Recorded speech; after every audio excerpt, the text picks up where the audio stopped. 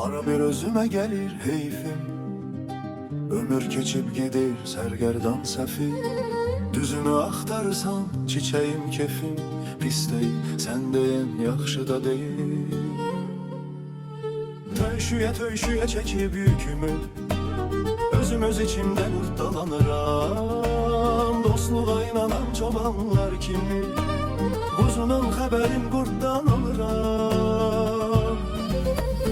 Əslində indi də arzularım var, amma keçmişlərin odunu vermir.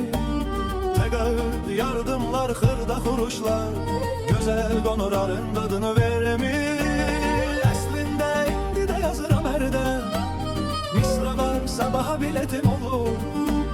Neden söz açsam da məhəbbətimdən, yazılan çox zaman şah beytim olur.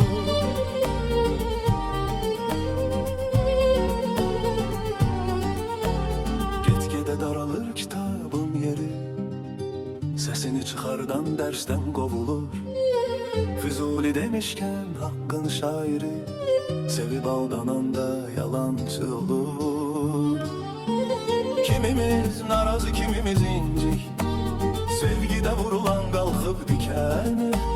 Mən bilən buradakı ayrı seçkili, daha göydəkinin xoşuna gəlmir. Öz içimdə qurtdalanıram, çalışıb vuruşur qəhrəman qələm. Çomağı əlimdən yerə qoymuram, baxma o qədər də fəl deyiləm.